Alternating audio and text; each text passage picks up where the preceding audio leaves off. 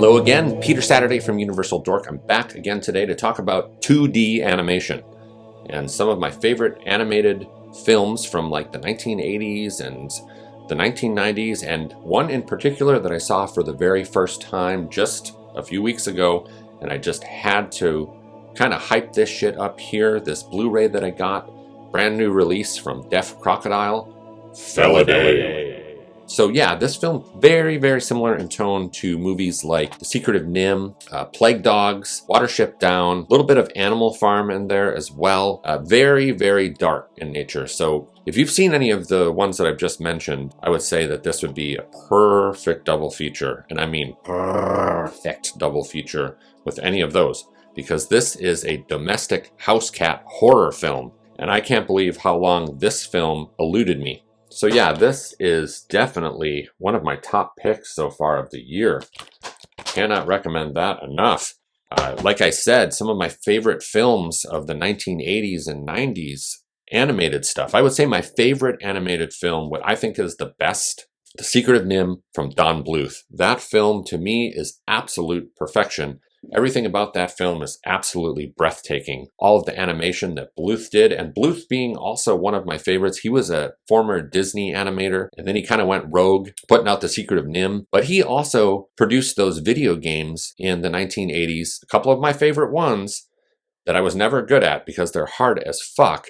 Space Ace video game. I don't know if you remember that one. That was a Don Bluth one. That one is a pretty insane little adventure as well. I mean, you can watch playthroughs of it on YouTube. Highly recommend that. He did that one. He also did Dragon Slayer 1 and 2. The video games, I would spend hours watching kids play that. Second I tried to play it, I would die within like 30 seconds and waste my goddamn quarter. And back then, a quarter was worth a fuck of a lot more than it is now. So I would really just sit there and watch my brother play through, and I would watch him play those games like that as almost like the same way as watching a 1980s Saturday morning cartoon. Only that animation is absolutely insane there. It's the same level of animation as in like The Secret of Nim. He just pushed it to the limit for those video games. Those things were hot damn commodities back then, even though they weren't really that fun to play. Don't want to go on too long about those video games, but they really didn't allow you to do too much. You basically had two choices, or you died if you took the wrong way. But still, they were a wonder to behold, and they were a blast to watch, especially if someone was playing it that knew what the fuck they were doing. So yeah, Secret of Nim, that one's got some dark, dark tones in it. It's got some pretty crazy action sequences, kind of a fantasy hybrid film, tinges of horror in it as well. I mean, you've got like killer cats in there. You've got this gigantic, sinister, creepy owl that I will never forget seeing for the first time as a kid. That film blew my goddamn mind, I will say. So I do draw comparisons of The Secret of Nim in animation style and those dark tones to Felidae as well. But there were also other films of the 1980s that were absolute gems. They don't make them like they used to style films anymore. Films like Fire and Ice from Ralph Bakshi, who also did, the Lord of the Rings animated film. Both of those films, almost the exact animation style going on. You could interchange those to the rotoscope thing that Bakshi was doing back then. Was fucking amazing, where they kind of drew over actors that were acting out the scenes, and he would sort of, I don't want to say trace over them, but he would sort of trace over these characters and give them different, facial expressions and hairdos and all of that. But basically the movements in those two films of the humans were just mind-blowing back then. But in particular, Fire and Ice was one of my favorites. Totally violent, totally gory, action-packed little adventure with crazy barbarians, evil sorcerers, necromancers, monsters. I remember watching that film over at my friend's house for the first time back in the 80s, and his dad was sitting on his chair, kind of dealing with watching us watch a cartoon until he saw some of the women running around in this film on screen. And I know you know what I'm talking about if you've seen that film before. In particular, one character is just gallivanting all the way around in like the skimpiest clothes that I've ever seen. I can't even call them clothes. They're like a string bikini. She's out in some pretty cold environments too. And at that point, I remember my friend's dad completely perking up a bit. And from that point on in that film, he was totally down with it. But I will say there's a ton of hunks in that movie too that are dressed just as scantily clad. If you're looking for hunks, there are two guys in that film that will probably get the juices flowing pretty quick. And another really amazing film, since we're talking about 2D stuff from the 1980s, that I just have to mention is a film called Rock and Rule. That is an incredible sci-fi fantasy adventure film. It's got some incredible songs from like Cheap Trick and Debbie Harry kind of combined. So when the two main characters are singing in the film, it's the voices of them. Really great rock and roll soundtrack, really cool animation there. Very in line with the film. Another 80s film that is an absolute classic, Heavy Metal. So Rock and Roll and Heavy Metal would make the absolute perfect double feature. Or, even something like Transformers the movie, which blew my goddamn mind too as a kid as well, because you saw how much time. I think that one took like 5 years. It was like 5 years in the making. And at that time, I was like, whoa, fucking 5 years to make a kid's property into a movie. You knew you were in for something special. And when we went to the theater to see Transformers the movie, that's exactly what we got. And it was almost felt like it was like an R-rated kids film. And I guess it kind of was, because we saw some of our favorite characters, spoiler, in the very opening, minutes of that film, some of the most classic and iconic characters of the Transformers being slaughtered in a final battle that just blew your damn mind. They also did kind of a similar formula with the G.I. Joe film as well. I mean, from what I remember, it's been a long time since I've seen the G.I. Joe film, but that one blew my mind too, because I remember, I think it was Duke getting killed by, Serpentor's staff, like being stabbed and impaled through the chest. Die, arrogant Earth scum! No!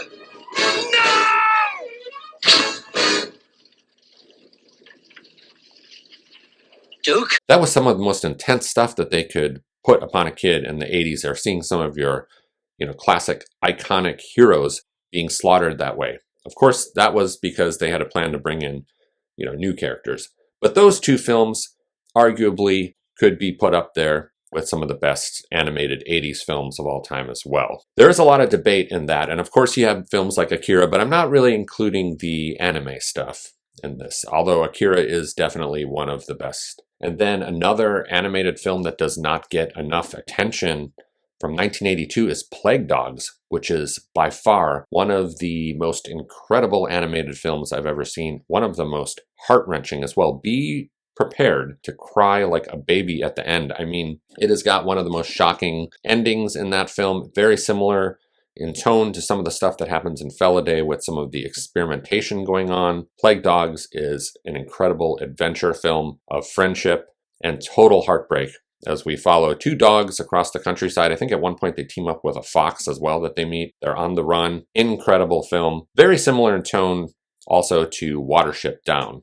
So Watership Down with the rabbits, there's a really large cult following for Watership Down. Felidae and either of those two movies would be a really great double feature together, as well as Secret of Nim, honestly. Very similar in tone to that, and also a little bit of like the animated Animal Farm kind of thrown in Felidae also. I really do think that they need to revive this 2D animation, and not using all of these computers in the way that they do now to bring the 2D stuff alive, but actually using more of an old school approach to them. So it really does feel human, because I feel like a lot of the 2D stuff nowadays doesn't have that human quality to it. It feels very processed, very put through an app, or probably used in conjunction with AI. I can sense that. I'm sure most people can sense that something is off with the current hand-drawn, and I say hand-drawn animation of the modern times. So I hope that someone decides at some point to kind of return to that old school style and give us something that's like 5 years in the making. I would really appreciate that. So yeah, seeing Felidae for the first time gave me that same feeling of being a kid watching The Secret of Nim, only Felidae goes quite a bit further with the gore, even though Secret of Nim actually does have some kind of like pretty intense sequences. It's got some blood in it, and it's got some people getting killed. Felidae actually goes quite a few steps further than The Secret of Nim, and the animation style is very similar to Don Bluth, but I'll say it's not quite as well done. Even though the animation throughout this whole thing is really solid, it's a little inconsistent at times, because throughout the kind of drama sequences going on, where we're doing a lot of the story setup, the animation's pretty good. But when things really ramp up for the action and chase sequences and the horror sequences and the really, really over-the-top bizarre nightmare sequences that happen in this film, which are a real delight, that really feature some of the crazy horror stuff. I would say the animation quality goes up like 5 notches. I don't know if they outsourced that to different animators that were doing the rest of the film. They're probably using like higher frame rates during those sequences because the movements are really fluid, and the cat's jumping and evading its the evil cult members. And even towards the end of the movie, kind of the final showdown and stuff going on. But overall, this thing is beautiful. All of the backgrounds, the way that they're painted, really add to the suspenseful nature of this thing. The colors are just super rich and vibrant, and the characters are totally unique. And overall, they do look very Don Bluth in style. So it almost feels like you're watching some lost R-rated Disney film. And when I say that this thing's R-rated, I mean what this one is kind of well known for is the cat sex in here. So there's a lot of that going on. There's like decapitated cats. There's cats fighting. There's like a cult of cats that are involved. Basically, we've got this character here. This cat moves into this neighborhood with his owner, sort of the schlubby writer who writes these schlocky novels. And he refers to humans in this film, and actually all the other cats do as well, as can openers. So that's kind of like, at best, what a human is to them is someone who opens their fucking cat food for them. You gotta appreciate some of the dark humor in here, and this thing is loaded with it. So this guy moves into the neighborhood, this brand new neighborhood, and lo and behold, there are a ton of cat murders going on. And this cat decides here he wants to get to the bottom of things. And I imagine being a cat in a new neighborhood where cats are being murdered left and right, you definitely would want to get down to the bottom of things. And he talks to a bunch of the locals all around that are roaming, and I love that aspect of the film as well. I had a really great cat that died a few years ago named Wampa, and he was always outside roaming around. He was one of my favorite, best buddies of all time. And I only imagined that while I was gone and he was outside kind of on his adventures, that maybe he was having some kind of adventure like the cat in Felidae is having. Because I know that he interacted and intermingled with a lot of cats in the neighborhood. I know for a while before I got him neutered that he was like having sex and doing all of this crazy shit, as well as fighting other cats. There's a lot of that going on. There's a cat cult. There's like Plague Dogs and The Secret of Nim. There's these really bizarre plot points in here that involve animal experimentation in like labs and stuff, and mutating animals, and how some of that could actually be leading to this kind of serial killer style cat. Now, I don't know, in this film, they don't ever think for a second it's a dog that's at the core of the mystery. That would probably be the first animal that I would expect was either a dog or a human doing this shit. But it involves a pretty large-scale investigation that this guy does here. He talks to all sorts of different styles of cats. There's a couple cats in here that look almost inhuman, almost like the cat dragon from The Secret of Nim. There's a cat in here that just looks almost like he's a mix between dragon and the Beast from Beauty and the Beast. I love the exaggerated look of some of these cats in here, and some of them are missing like tails and eyes. And this film really pushes the limits of pretty much any animated film that I've ever seen before. In fact, I would say this is probably the goriest and craziest animated film, aside from something like Akira. But this one goes super dark in some of these storylines, and there's a little bit of a supernatural aspect going on because of these experimentations that have been taking place with these cats, and they're uncovering these mysteries. There's a bizarre cult, and they're chasing them all over the city, on rooftops, inside abandoned houses, down chimneys. This thing's jam-packed with some really phenomenal action sequences, and the nightmare sequences in particular in Felidae, absolutely terrifying for something that's animated. A little bit hard to follow at times for me because the film is spoken in German and we get subtitles. And a lot of times with these films, I'm sort of struggling between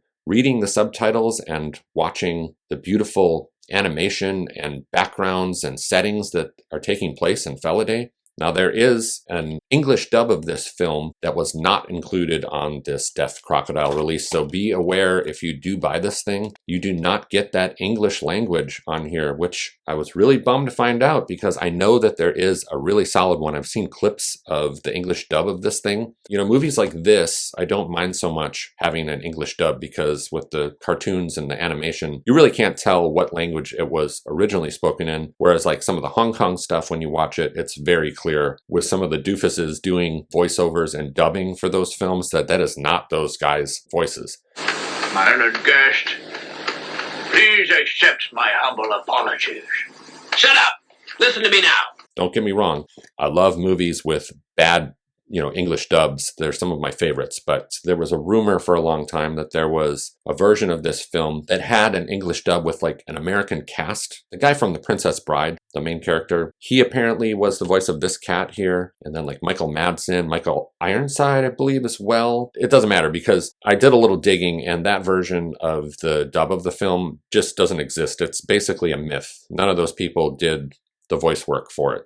And another interesting little tidbit is that the theme song for Felidae is written and performed by Boy George. So that's a huge plus for me as well. A really pretty incredible feline detective horror story, which apparently is based on a 1989 book of the same name. And apparently the book, and I think even this film, were kind of banned for a while in some countries. Some of the content and things that this film actually delves into were reminiscent of some, atrocities of the past. This one being a German film, some of that subject matter there is very, very touchy. So it really did have me kind of missing the old school animation, and to see something like this, like I said, again, for the first time in 2025 is a real treat. So I don't know, what do you think about 2D animation? Are you kind of missing that like the way that I am? Because I feel like there's a pretty big audience out there for stuff like this still, especially because it's been absent so much in our modern culture. So that's it for me today. Had to plug this one. Pay my respects to 2D animation and my love for it. And in the comments, let me know what your favorite animated films are, and maybe recommend something to me that you think maybe I missed out on. I would love to check out something like Felidae again for the very first time. All right, have a good one, and I will see you next time.